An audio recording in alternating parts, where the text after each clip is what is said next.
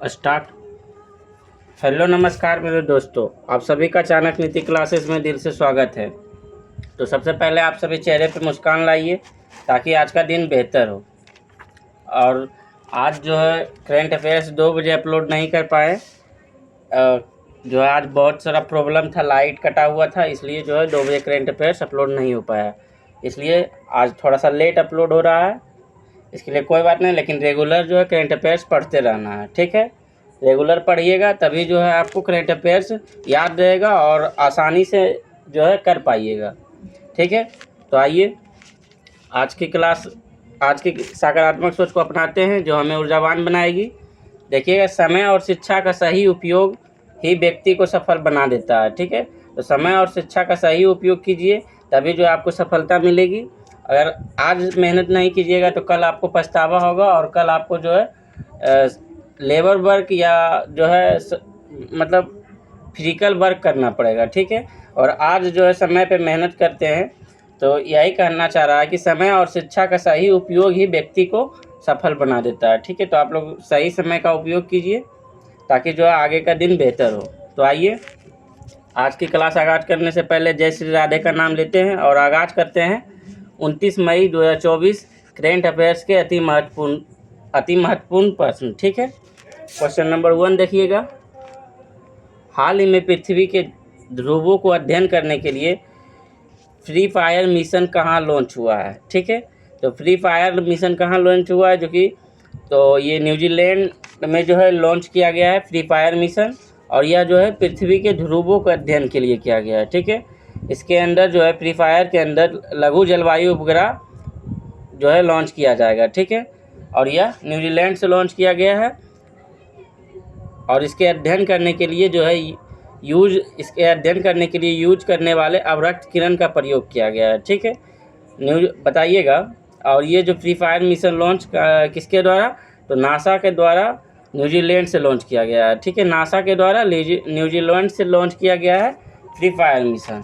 तो पृथ्वी के ध्रुवों को अध्ययन करने के लिए फ्री फायर मिशन कहाँ से लॉन्च किया है, तो ऑप्शन बी न्यूजीलैंड से, ठीक है। अब न्यूजीलैंड आया तो न्यूजीलैंड के बारे में देख लेते हैं। न्यूजीलैंड की राजधानी कहाँ है, तो वेलिंगटन है, ठीक है। न्यूजीलैंड की राजधानी कहाँ है, वेलिंगटन है।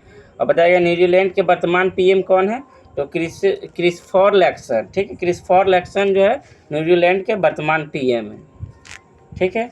अब मिशन आया है तो मिशन भी देख लीजिए। जैसे देखिएगा आदित्य L1 मिशन किससे लॉन्च किया गया, आदित्य L1 मिशन किससे लॉन्च किया गया, तो PSLV C57 से, ठीक है।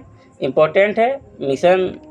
और आदित्य L1 मिशन जो है बहुत इंपॉर्टेंट है, जो कि क्वेश्चन यहाँ से बन सकता है। बताइएगा आदित्य L1 मिशन किससे लॉन्च किया गया है, तो PSLV C57, ठीक है। PSLV C57 से, ठीक है। और आदित्य L1 मिशन जो है किस लिए लॉन्च किया गया है, तो सूर्य के अध्ययन के लिए, ठीक है। सूर्य के अध्ययन के लिए यह मिशन लॉन्च किया गया है और PSLV C57 से लॉन्च किया गया है, ठीक है।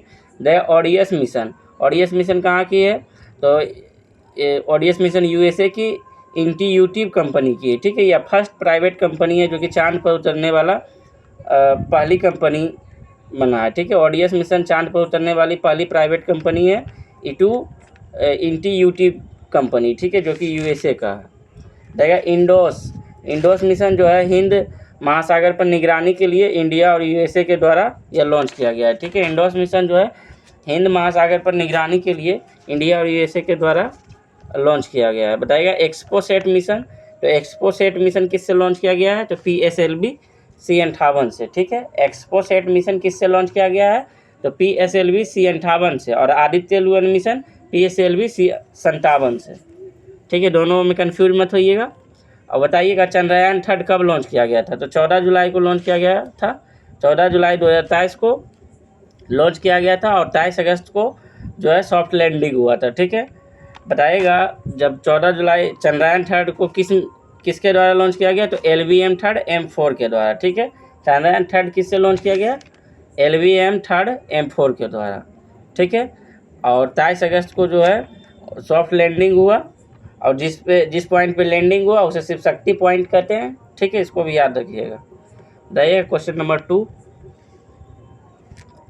हाल ही में किस देश ने तलाक को वैध बनाने वाले विधेयक को पारित किया है, तो हाल ही में किस देश ने तलाक को लीगल यानी वैध बनाने वाले विधेयक को पारित किया है तो फिलीपींस। ऑप्शन बी फिलीपींस में जो है या तलाक को वैध बनाने के लिए विधेयक पारित किया गया है। ठीक है, फिलीपींस रहेगा। वहाँ की जो है कितने परसेंट की आबादी जो है कैथोलिक है, तो 80% की आबादी वहाँ कैथोलिक है। और फिलीपींस जो है यह तलाक को वैध बनाने वाले विधेयक को पारित किया है। तो बताइएगा फिलीपींस की राजधानी कहाँ है, तो मनीला। फिलीपींस की राजधानी मनीला है। और फिलीपींस का जो प्रमुख फेमस द्वीप जो है लुजोन द्वीप है। ठीक है, फिलीपींस का फेमस द्वीप कौन सा है, लुजोन द्वीप है। और फिलीपींस की राजधानी मनीला है। बताइएगा अंतर्राष्ट्रीय चावल अनुसंधान केंद्र कहाँ स्थित है, तो अंतर्राष्ट्रीय चावल अनुसंधान केंद्र मनीला फिलीपींस में स्थित है। और राष्ट्रीय चावल अनुसंधान केंद्र कटक ओडिशा में स्थित है। ठीक है, बताइएगा ADB एशियन डेवलपमेंट बैंक या एशियाई विकास बैंक कहाँ स्थित है, तो मनीला फिलीपींस में। ठीक है, क्वेश्चन नंबर 3 देखिएगा। हाल ही में किस देश ने तालिबान को आतंकवादी सूची से हटाने की घोषणा की है, तो किस देश ने तालिबान को आतंकवादी सूची से हटाने की घोषणा की है, तो ऑप्शन सी रूस के द्वारा जो है तालिबान को आतंकवादी सूची से हटाने की घोषणा की है। अभी किया नहीं है, सिर्फ घोषणा किया है कि हटा देंगे। ठीक है, और बताइएगा तालिबान सरकार कहाँ स्थापित है, तो अफगानिस्तान में स्थापित है, या 2021 में जो है तालिबान सरकार अपना अफगानिस्तान में स्थापित किया था। ठीक है, तो तालिबान सरकार को जो है कहाँ स्थापित है, तो अफगानिस्तान में। और इसे जो है तालिबान एक आतंकवादी संगठन है, इसे हटाने की मतलब सूची से, आतंकवादी सूची से हटाने के लिए रूस जो है घोषणा किया है। ठीक है, देखिएगा रूस है तो रूस के बारे में देख लेते हैं। रूस की राजधानी कहाँ है, तो रूस की राजधानी मॉस्को है। ठीक है, रूस की राजधानी कहाँ है, तो आप लोग याद रखिएगा रूस की राजधानी मॉस्को है। रूस जो है किन किन महाद्वीप में पड़ता है, तो एशिया प्लस यूरोप दोनों महाद्वीप में आता है। ठीक है, एशिया प्लस यूरोप महाद्वीप दोनों में आता है। देखिए विश्व का सबसे बड़ा देश कौन सा है, तो विश्व का सबसे बड़ा देश रूस है। ठीक है, क्षेत्रफल के दृष्टि से विश्व का सबसे बड़ा देश रूस है। देखिएगा रूस के PM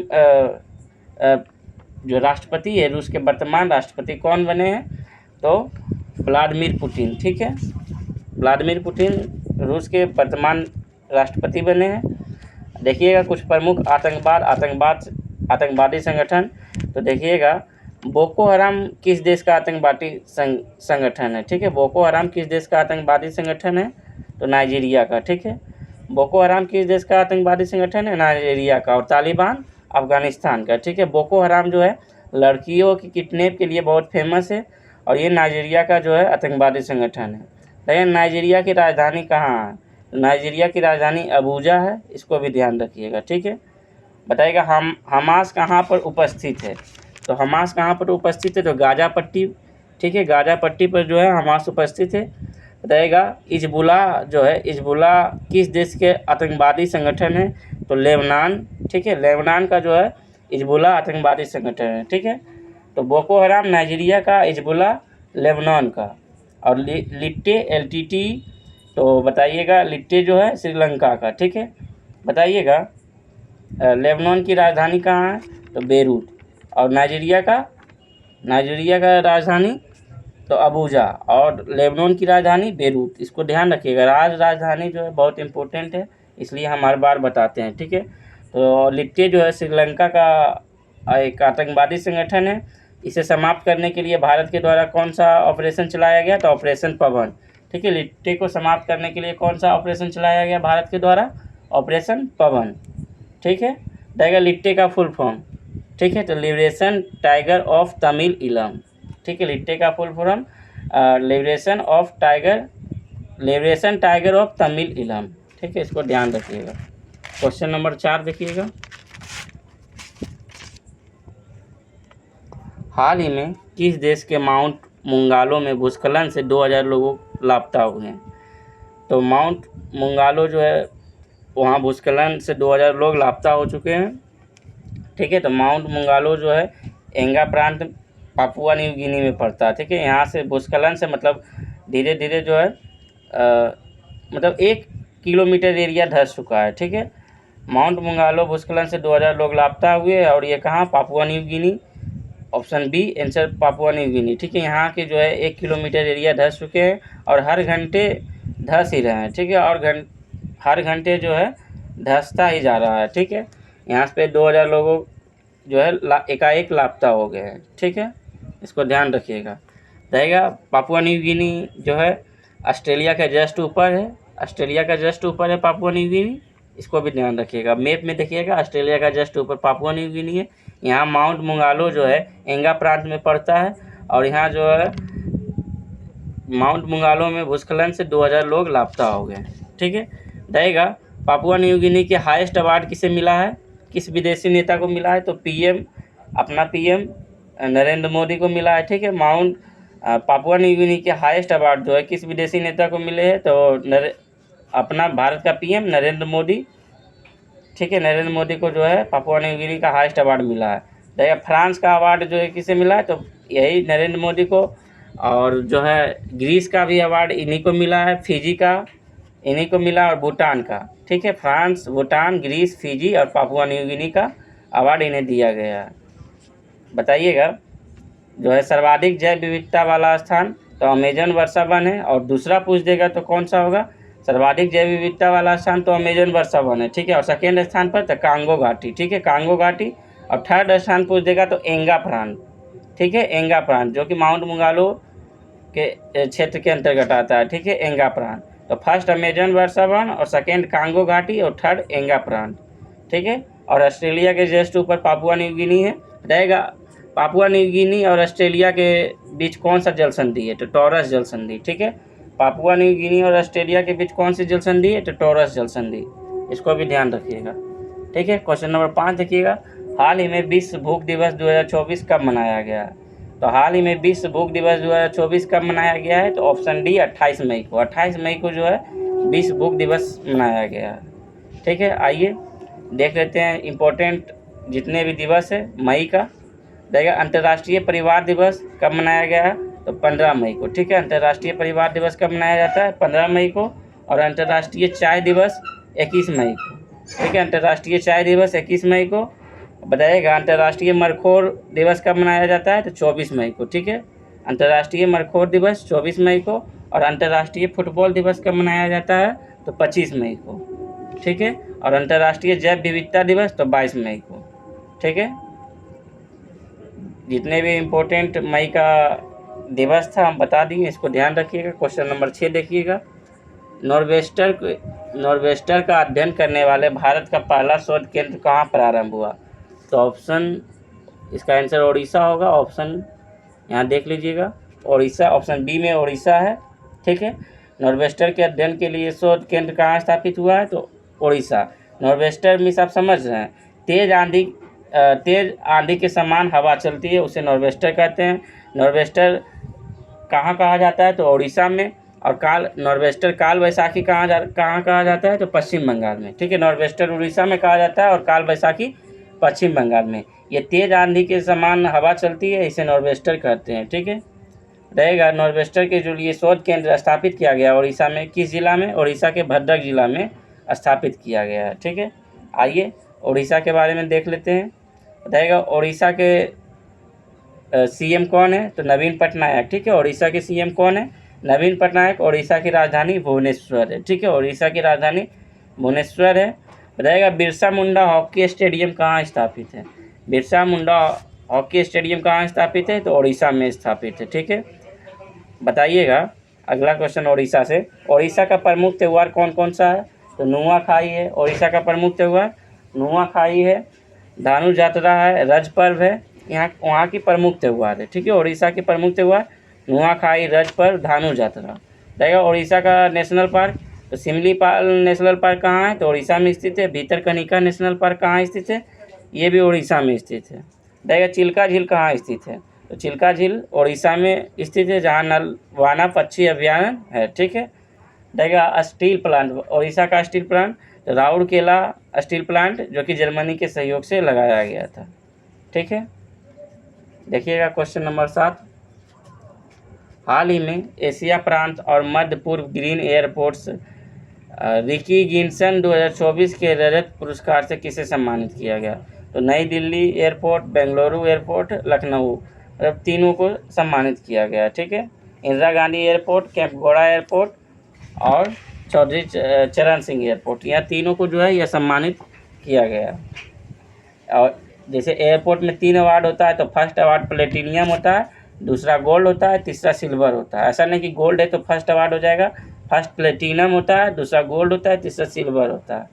तो ये सिल्वर अवार्ड ये जो रजत पुरस्कार से सम्मानित किया गया है। ठीक है, तो तीनों एयरपोर्ट को सम्मानित किया गया है। बताइएगा प्रमुख जितने भी इम्पोर्टेंट एयरपोर्ट थे सभी बता देते हैं। ठीक है, रहेगा कैंपगोड़ा एयरपोर्ट कहाँ स्थित है, तो कैंपगोड़ा